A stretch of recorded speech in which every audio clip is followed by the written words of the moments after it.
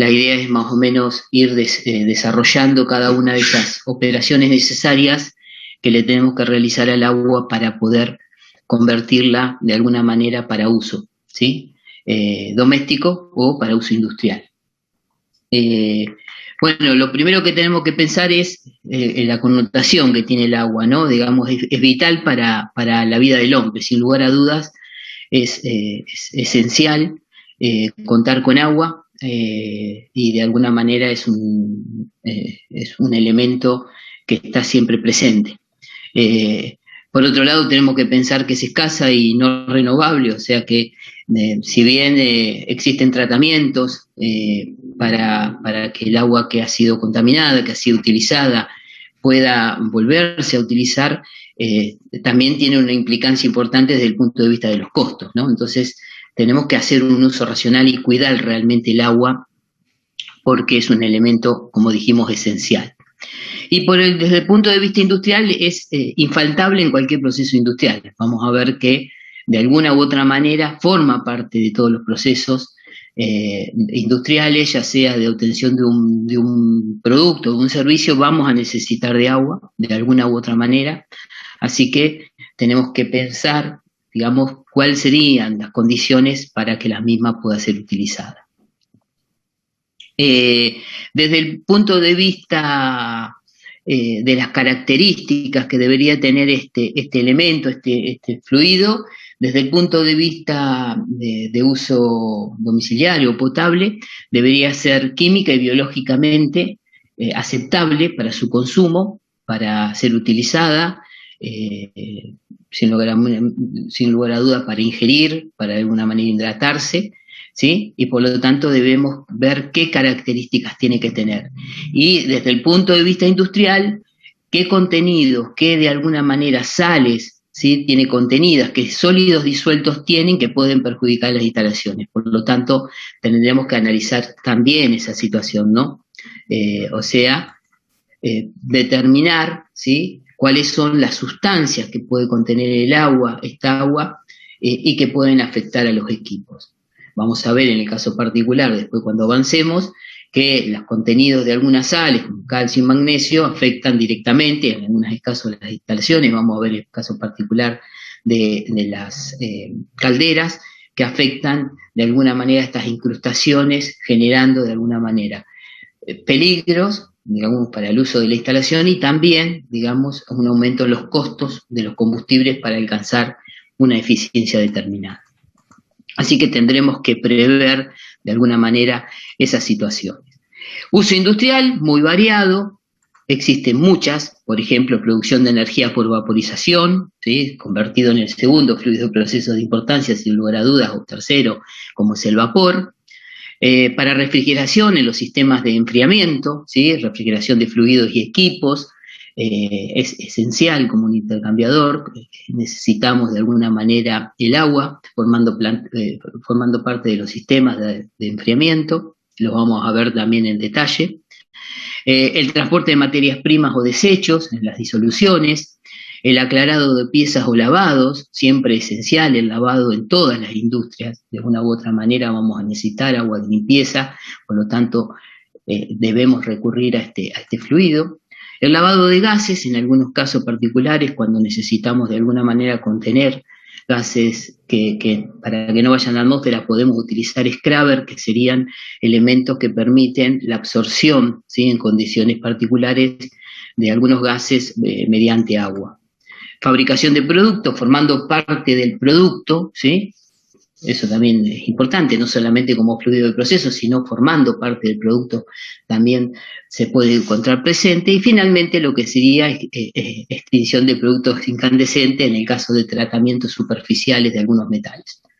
Así que es muy variado las posibilidades que tenemos dentro de la industria del uso de este fluido de procesos, el agua, en sus diferentes, digamos, variantes, pero siempre presente, ¿no? Como habíamos dicho.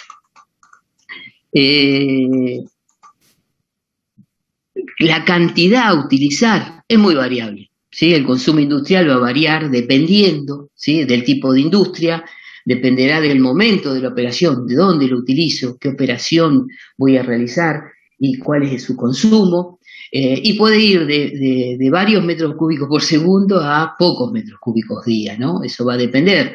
Tenemos casos específicos, por ejemplo, en la refinería, que es un complejo industrial de cierta envergadura, que tiene su propia planta de tratamiento de agua, porque tiene un consumo muy importante, no puede recurrir a una administradora o lo que sería el suministro por parte de una empresa, sino que directamente captan del río y hace su propio tratamiento, ¿no?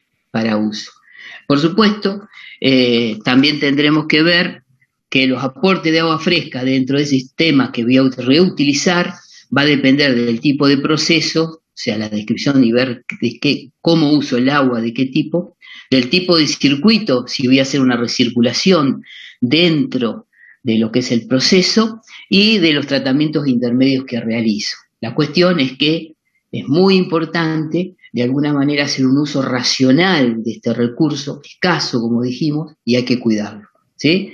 Desde el punto de vista de un uso racional desde la sustentabilidad. Recuerden que la sustentabilidad trataba de trabajar sobre un uso racional del recurso para que pueda ser utilizado nuevamente en el futuro. Entonces, lo que tenemos que plantearnos es, de alguna manera, elementos que nos permitan, ¿sí? Hacer un uso racional.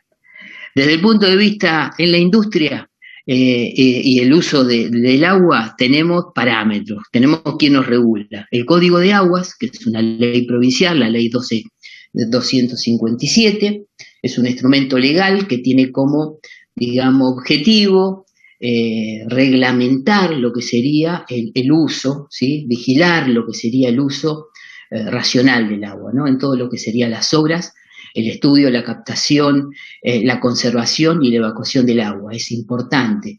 Dentro de esta misma ley también se genera un ente, una organización que será la que regula, que es la Autoridad del Agua, la que determina de alguna manera, ¿sí?, los permisos necesarios que voy a tener que tener para hacer un uso de alguna manera del agua. Y por supuesto hay normas, como la norma la ISO, la 14046, que es de gestión ambiental, que trabaja específicamente sobre la huella de agua, ¿sí? Que es, digamos, importante hacer de alguna manera un seguimiento de lo que sería el consumo de agua dentro de mi proceso y cómo lo voy a regular, ¿sí?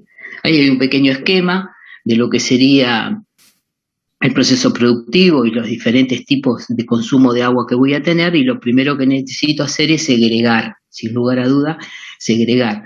No va a ser la misma agua, depende de la operación unitaria que realice y cuál será el acondicionamiento específico que voy a realizar sobre la misma. Entonces, voy a tener que saber los volúmenes, en todos los casos que voy a utilizar en cada una de las operaciones unitarias, llevar un registro, un control, medir de alguna manera, ¿sí?, y saber la responsabilidad sobre, digamos, quién es el responsable sobre ese consumo de agua, de forma tal de poderlo, ¿sí?, controlar.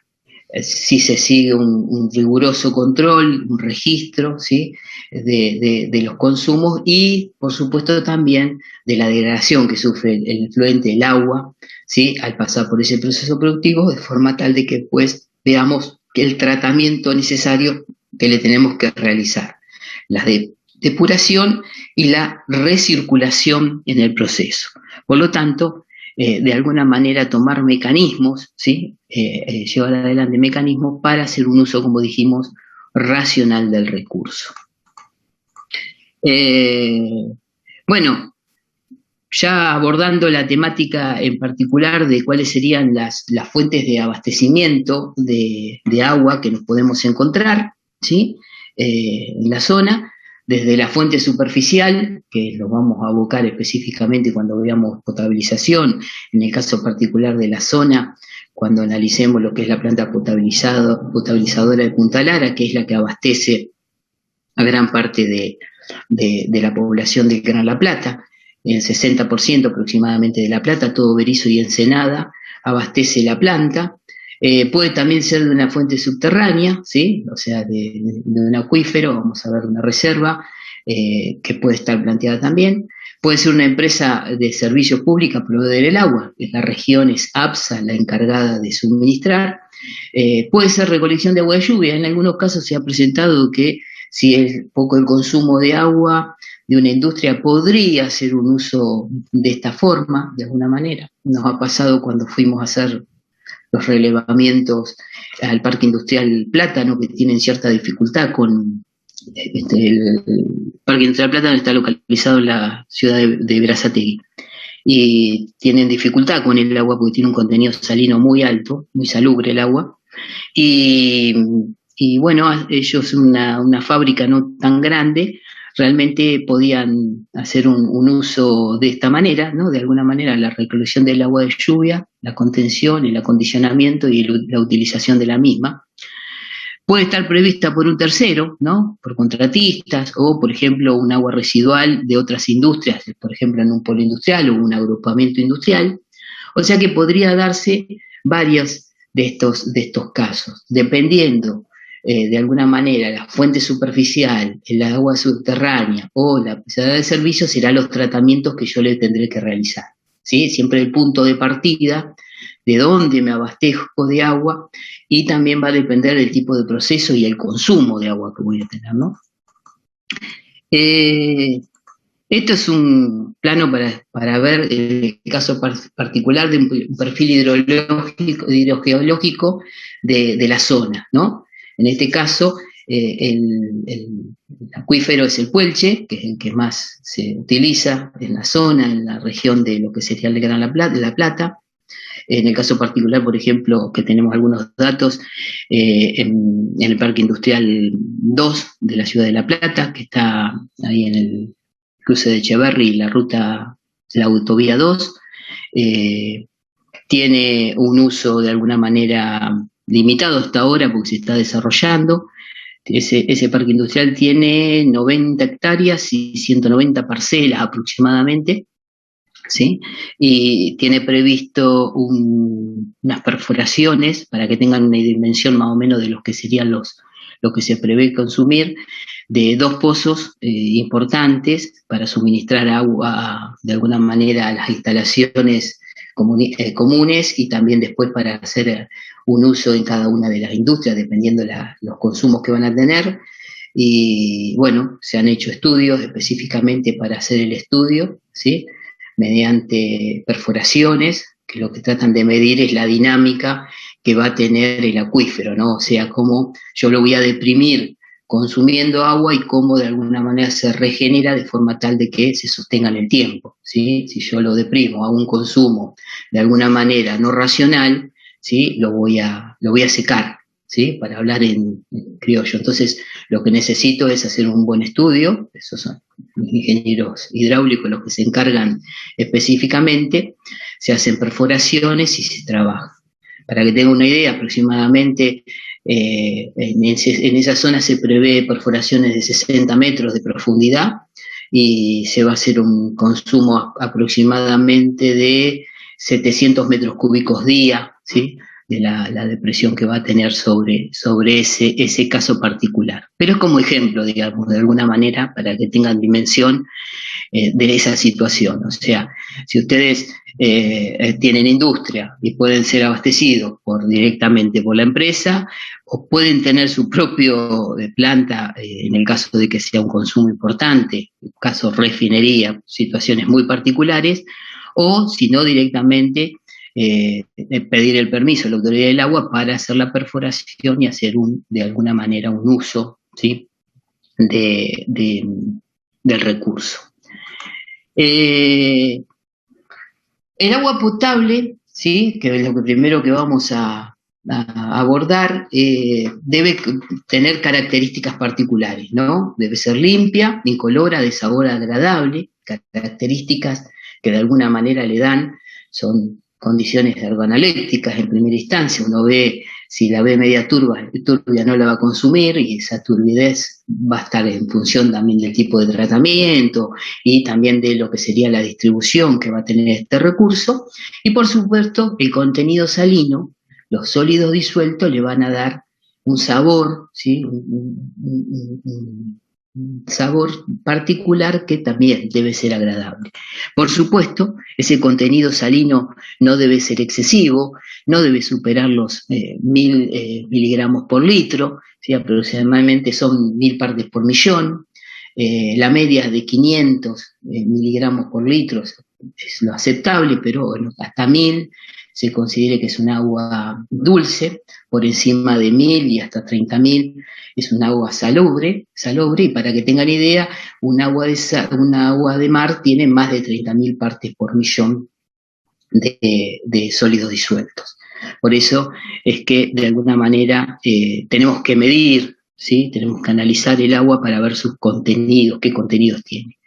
Debe carecer de sustancias tóxicas, vamos a ver algunos minerales, algunos metales pesados, ¿sí? Muy peligrosos, que se encuentran presentes y los tendré que pensar y analizar.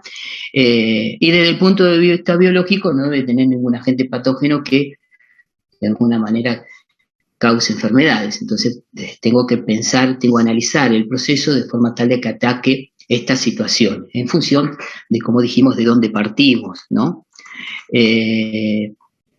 ¿Qué valores tengo que tomar en cuenta? Bueno, la Organización Mundial de Salud habla de valor aconsejable, no significa peligro, un valor de alguna manera aceptable, no tiene efectos perjudiciales, y un valor tolerable, no debe superarse porque eso genera riesgo. Entonces, estos son 3 parámetros que tengo que tener en cuenta, ¿sí? Cuando yo me presento con un agua y un análisis de cuáles serían los parámetros, ¿sí? De estos sólidos disueltos que están contenidos en el agua, que serían los que serían significativos, ¿sí?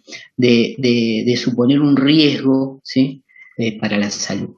Por supuesto, tendré que hacer un análisis, una corrida analítica para determinarlo, pero más o menos acá no es para que lo recuerden, pero más o menos una idea de lo que se encuentran presente en el agua, en el apunte después van a tener cada uno de los parámetros. Hay varios, ¿no? Pero los primeros son organolépticos, lo que serían sólidos totales, superando los 1500 miligramos, digamos, por litro ya es un valor no aconsejable. El color, que es una medida específica, la turbidez, el sabor, el olor, después ya viene presente lo que sería el hierro, manganeso, cobre, zinc, calcio, sulfatos. Los sulfatos, en el caso particular, en algunos casos se consideran aceptables un contenido de sulfatos, si lo voy a utilizar, por ejemplo, para las bebidas, para hacer cervezas, porque no necesito tanto contenido de lúpulo para darle el amargor. Bueno, eso va a depender de alguna manera de dónde extraigo el agua. Fíjense que el flúor, que pareciera que a simple vista sería importante que tuviera flúor, si supera los contenidos de flúor, eso amarillenta los dientes y bueno, también es perjudicial. Por lo tanto, tampoco lo debo superar. El flúor entre 0,6 y 1,6 sería lo indicado. La presencia de nitratos, ¿sí? Que también es un tema relevante. Pero sin lugar a dudas, los contenidos de estas sales disueltas, de estos sólidos disueltos, son muy importantes y son necesarios tener en cuenta. Sustancias tóxicas, plomo, selenio, arsénico, cianuros, cadmio. Fíjense qué pequeñas las dosis, ¿sí? Toleradas. Fíjense, miligramos por litro, estamos hablando de 0,001. O sea, tenemos que tener mucho cuidado, ¿sí? Cuando hablamos de estas sustancias, porque son realmente perjudiciales. Por lo tanto, tendremos que tener reparos, ¿sí? En el tratamiento de los mismos. Desde el punto de vista de la definición, la potabilización es el tratamiento de agua a fin de mejorar la calidad física, química y bacteriológica del agua proveniente de diferentes fuentes naturales, con contaminación o sin ella, a fin de entregarla al consumo de alguna manera apta, inocua y aprovechable, tanto para el hombre como para los animales, la agricultura y la industria. Esa es la definición de alguna manera global de lo que sería la potabilización. Y eso encierra un montón, ¿sí? De tratamientos dependiendo, digamos, del punto de partida, y es lo que le digo yo, ¿sí? O sea, de qué va a depender la selección de un sistema de potabilización y de la, por ejemplo, calidad del agua cruda, o sea, de dónde parto. No es lo mismo un agua de un pozo ¿sí? Que un agua que viene, por ejemplo, del Río de la Plata. Entonces tendré que ver de dónde parto a lo que yo quiero hallar de alguna manera o quiero conseguir. Y eso va a determinar qué requisitos a cumplir sobre la calidad de agua para consumo, ¿sí? Entonces tengo que ver de dónde parto y a dónde quiero llegar, cómo voy a diseñar ese sistema de alguna manera de potabilización. Y por supuesto también las condiciones que aseguren la sostenibilidad del sistema, porque esto trae aparejado costos, ¿sí? O sea, tengo que ver los diferentes tipos de tecnologías que puedo encontrar, existen más de una tecnología que yo puedo hallar y tienen costos diferentes, con ventajas y desventajas, ¿sí? Ponemos algunos ejemplos para que vean, ¿no? Por ejemplo, en el caso particular de este caso, que es la eliminación de arsénico, los diferentes tipos de tecnologías que existen, ¿sí? En este caso yo quiero remover este ion, este elemento, que es muy perjudicial, y yo podría hacer uso de varios tipos de tecnologías, ¿sí? Desde la coagulación por ablandamiento con cal, ¿sí? Un método sencillo, cal-soda, muy elemental, no necesito muchas, digamos, instalaciones, pero tiene, como dijimos, ventajas y desventajas. Sin lugar a dudas, las ventajas es un método sencillo, bajo costo, no tengo que tener muchas complicaciones, pero sí voy a necesitar utilizar mucha agua para el lavado de los filtros, necesitamos operarios entrenados, qué hago con la disposición de los barros finales, eso que me precipita, que yo voy a eliminar, tengo que ver. El intercambio iónico también sería otra opción, tiene una eficiencia también importante. Tengo que es una técnica que es selectiva con respecto a los iones que yo quiero eliminar, después lo vamos a abordar en particular, lo que es el intercambio iónico. Y por supuesto, tiene, como dijimos, también las desventajas. Es un proceso continuo, es un proceso discontinuo, necesito un proceso de regeneración de las resinas, ¿sí? Y también la disposición, absorción de alúmina activa y carbón activado. Esto es interesante porque es una patente muy interesante que la llevó adelante la Universidad Nacional de La Plata. Trabajó específicamente con alguna de estas plantas a lo largo de la provincia de Buenos Aires, en algunas escuelas que tenían esta dificultad y que pudieron hacer estas plantitas modulares muy interesantes que permiten de alguna manera la eliminación del arsénico, ¿sí?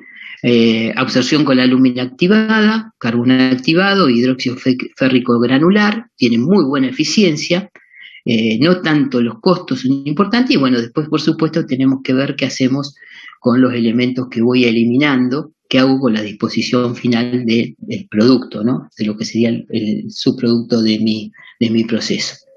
La osmosis inversa es también muy interesante, ahí ya tengo otros costos porque empieza a aparecer un consumo de energía importante, es muy buena desde el punto de vista de la eficiencia, pero bueno, tengo que pensar que necesito hacer circular, después lo vamos a ver, a través de una membrana, y eso tiene una necesidad de un consumo de energía importante de la bomba para hacer la impulsión. Y la electrodiálisis también, una tecnología también que se puede utilizar y con buena eficiencia y con también, como dijimos, ventajas y desventajas, ¿sí? Esto en el caso particular del arsénico. En el caso particular del flúor, que también es una problemática, existen también tipos diferentes de tecnologías que se pueden utilizar, también como dijimos el ablandamiento con cal soda, un método de la cal muy sencilla, coagulación con sulfato de aluminio, muy esencial. La absorción de hueso es muy interesante porque es la precipitación como fluoruro de calcio, ¿sí? De lo que sería el flúor, es muy interesante, se usa bastante en el interior de la provincia, porque es un método muy sencillo. La única precaución que hay que tomar es que se utiliza generalmente una osamenta de un animal, ¿sí? Importante, hay que lavarlo bien para que haya una buena reacción, y directamente el flúor reacciona con el calcio del hueso y precipita como fluoruro de calcio. Lo saco de solución y bajo los niveles de este sólido, ¿no? Es importante. Así que es también interesante. Osmosis inversa, intercambio iónico, absorción. Fíjense que hay diferentes tipos de tecnologías que tienen, como dijimos, ventajas y desventajas y costos asociados también, ¿no? Tenemos que ver los costos asociados, o sea, voy a depender de alguna manera de cuánto es lo que tengo que tratar, también de qué sistema voy a utilizar. Esta es una plantita muy sencilla de estas de hueso molido que se utilizan en el interior de la provincia. Generalmente se hace un depósito para contener el agua, que es el agua que voy a tratar, y luego sí se lo hace pasar por directamente los filtros, que no tienen otra cosa que osamentas de animales, donde hay una reacción de precipitación directamente y muy sencilla. El agua de alguna manera sale sin ese contenido de flúor porque ha quedado precipitado directamente en la osamenta. Así que es muy sencilla y es una de las posibilidades, ¿no? del caso de contemplar. Volviendo un poquitito a lo general, los parámetros que yo voy a tener que ir previendo de alguna manera, qué manera parámetros físicos va a tener que buscar el agua que yo voy a obtener como producto final, aquella que responde a los sentidos, que son organolépticas, sabor, olor, color, temperatura, ¿sí? Turbidez, conductividad, sólidos en suspensión, ¿sí? Voy a tener que pensar en medir los sólidos en suspensión, parámetros químicos y parámetros biológicos. Como habíamos dicho, no solamente tiene que tener una disolución baja en lo que tenían esos sólidos disueltos, como dijimos, sales específicas, ¿sí? Sino también elementos patógenos que pueden causar enfermedad. Entonces tendré que analizar, por supuesto, estos variables.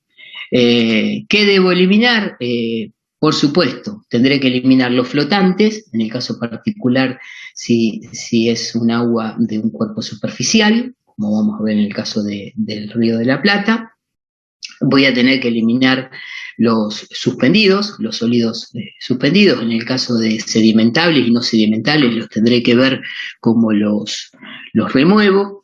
Tendré que analizar también los filtrables, ¿sí? Algunos coloides y algunos en disolución, y de alguna manera cada una de estas operaciones sería un parámetro a tener en cuenta en el momento en que diseñe, digamos, mi proceso de potabilización, ¿no? En este caso particular es un tratamiento, ¿sí? Que yo le voy a ir haciendo al agua pensando en todos estos elementos que tengo que eliminar. Y por supuesto, pensar también en la materia orgánica que tiene el agua, por lo tanto tendré que hacer el análisis de lo que serían sólidos volátiles, la demanda química de oxígeno, que es el carbono orgánicamente que se puede ser oxidado químicamente, también el DBO, el DQO y el DBO y las relaciones que existen entre ellos. Después lo vamos a ver en particular cuando veamos tratamientos de fluentes,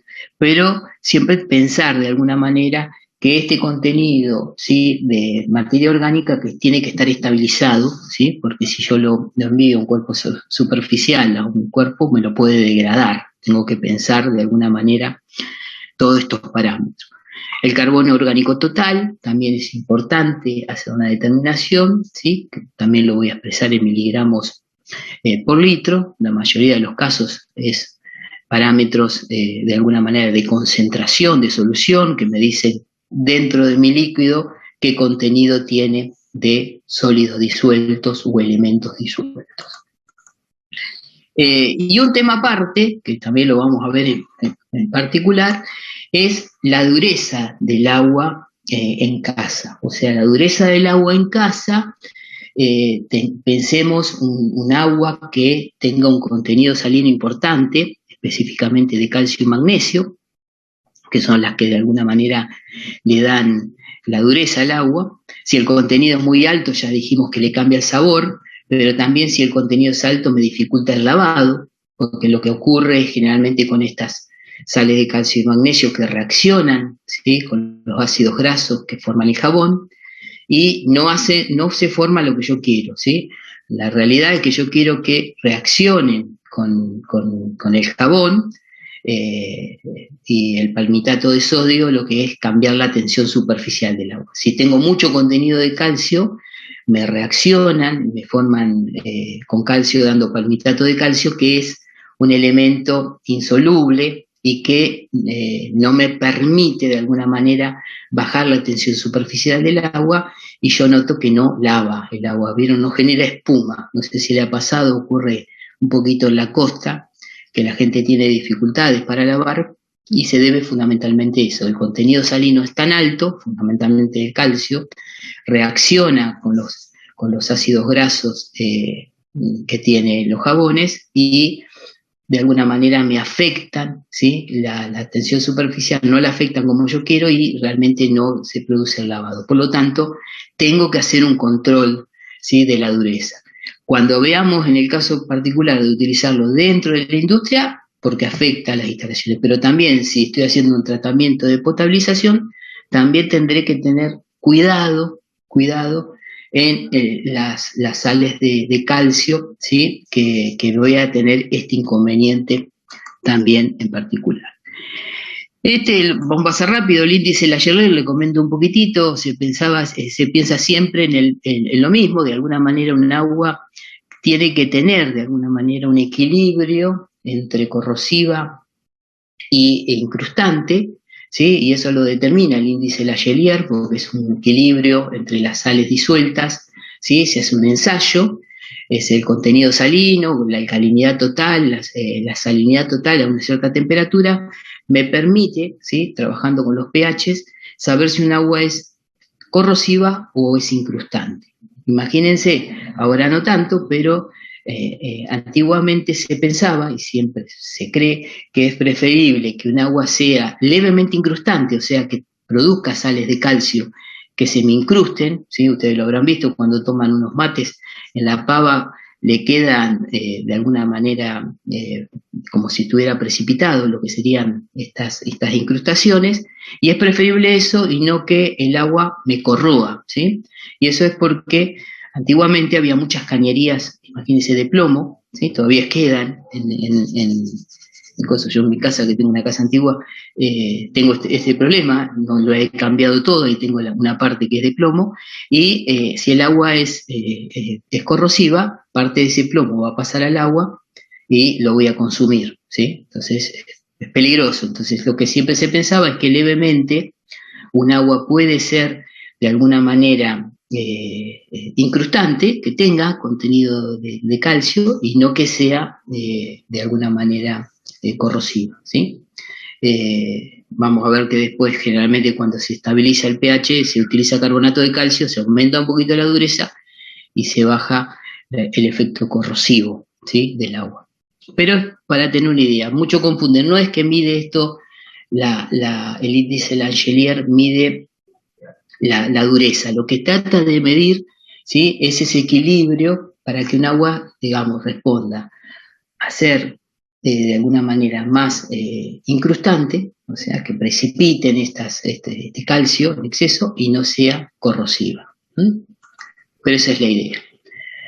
Bueno, de todo esto que vemos, que está todo el contenido salino, que es importante, que dijimos, de cosas, ¿cómo las elimino? Y con operaciones, como dijimos, operaciones bien que apuntan lo más sencillo, ¿no? Operaciones que van a apuntar a procesos físicos, químicos, en este caso particular, dando lugar a tratamientos externos, que son instalaciones específicas, y tratamientos complementarios, ¿sí?, que son tratamientos internos. Esta es una definición, ¿sí?, de lo que serían las diferentes configuraciones de plantas de potabilización que puedo tener. Pero conceptualmente no le vamos a escapar a esto. Para tratar un agua de un cuerpo superficial, vamos a ver el caso particular de la zona, yo lo que le tengo que realizar es un conjunto de operaciones que van a responder a procesos físicos o químicos. No hay más que eso, ¿sí? En algunas instalaciones en particular, y vamos a ver qué apuntan, qué es lo que buscan cada una de ellas. En el caso particular de lo que sería el tratamiento del proceso básico de potabilización, respondería a un desbaste, ¿sí? Después vamos a ver en particular de qué se trata. Imaginemos que sacamos agua del Río de la Plata, ustedes habrán visitado, habrán ido a Punta Lara, ¿sí?, y el agua está sucia. Entonces tendré que hacer un desbaste inicial, después tendré que recurrir a una sedimentación, a una coagulación y floculación, ¿sí? Estas son dos etapas dentro de un mismo proceso que lo que busca es, de alguna manera, acelerar un proceso que es natural, pero demandaría mucho tiempo, lo vamos a ver en detalle. Luego viene una etapa de filtración, para luego pasar a la neutralización y finalmente la esterilización. Fíjense, así estaría contenido más o menos, ¿sí? Estaría descrito lo que sería el proceso para tomar un agua, en el caso particular del Río de la Plata, por ejemplo, y hacerle un tratamiento de potabilización, ¿no? Por eso, más o menos vamos a hacer la descripción. Distinto es el caso, como dijimos, de un tratamiento dentro de la industria que lo que va a apuntar es más que nada a eliminar los elementos que, si bien un agua la puedo ver clara, transparente, tiene sólidos disueltos que pueden afectar a los equipos. Entonces ahí tendré que apuntar a ese tipo de tratamiento. Habrá tratamientos más leves, como es el ablandamiento, donde elimino calcio y magnesio. Serán tratamientos de diferentes tipos, calsoda o resinas de intercambio en ciclo ácido, o una demineralización, que ya es un proceso en donde empiezo de alguna manera a procesar el agua para eliminar todos los iones, no solamente calcio y magnesio, sino todos los iones presentes. O sea, tengo agua de una mejor calidad, ¿sí?, que en el caso anterior, y por supuesto después tendré que pensar también en la desgasificación, que es una característica particular que tengo que tener en cuenta al momento de ser utilizada, por ejemplo, en una caldera. Entonces, en los tratamientos para el uso industrial abordarían estas temáticas, ¿sí? Los anteriores es para la potabilización. Bueno, una pequeña descripción más o menos de lo que sería la capacidad de la planta potabilizadora. Siempre hago la consulta, no sé si la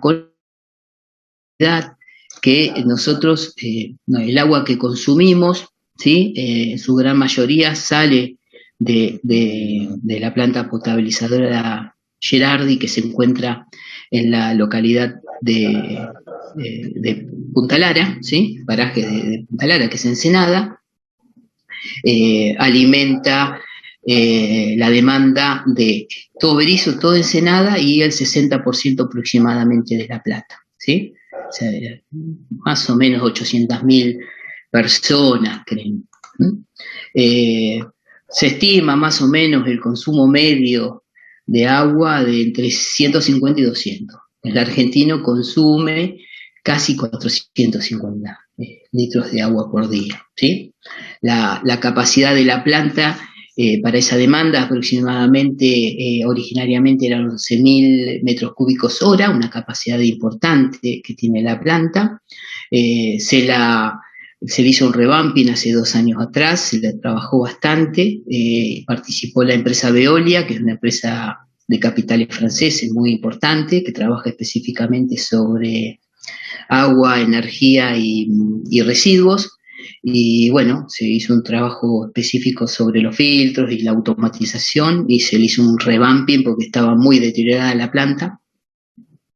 Pero bueno, se logró aumentar la capacidad para llegar a los 15.000 metros cúbicos hora. No obstante eso, no llega a abastecer totalmente, por eso tenemos las dificultades que tenemos en los meses estivales, ¿no? Cuando llega el verano, inclusive la gente de Punta Lara no tiene agua y ahora tiene cierta dificultad porque, bueno, se hicieron nuevas cosas. Ahora se abrió la licitación para hacer una ampliación y trabajar sobre todo el circuito, un proyecto muy, muy importante, con financiamiento internacional, para trabajar específicamente en la ampliación de la planta.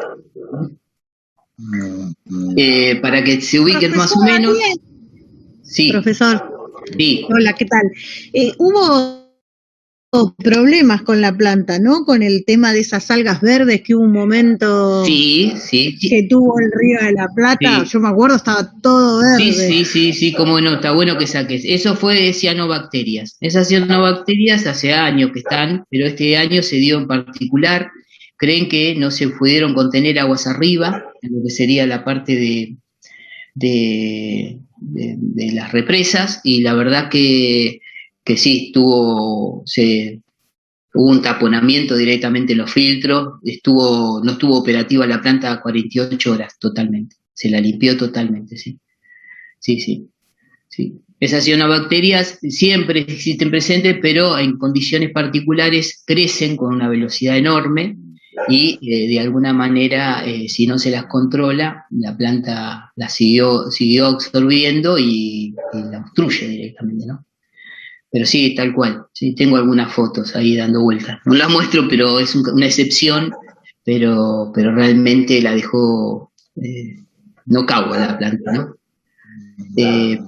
Para tengan una idea, la captación, no sé si conocen ustedes, la captación se encuentra entre los dos espigones de los clubes de pesca, Río de la Plata y Puerto de la Plata, no sé cómo se llaman, los dos espigones que se usan para, cree la gente que es para pescar y en realidad no tiene esa finalidad, en realidad es un muelle de contención. Fíjense cómo la captación, no sé si lo llegan a ver, estaría en esta punta, ¿sí? Y se forma esta pileta, ¿sí? Donde se hace la toma de agua, ¿sí? Para que haya menos cantidad de sedimentos. Fíjense cómo queda en el Río de la Plata los sedimentos en la costa y no dentro de la pileta. Luego, por supuesto, el caño principal va a lo largo de lo que sería la avenida Almirante Brown hasta que llegan, fíjense, esta sería la ubicación, ¿sí?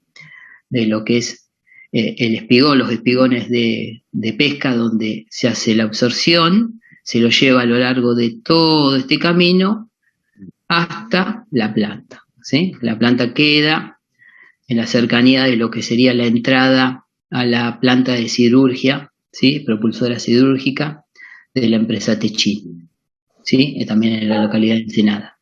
Esta sería la planta, si lo viéramos más de cerquita, esta sería la configuración que tiene la planta, un edificio central, las piletas, ¿sí?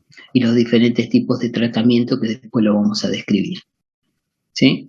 Ahora se pretende también hacer una ampliación porque está superada de alguna manera la capacidad de la planta.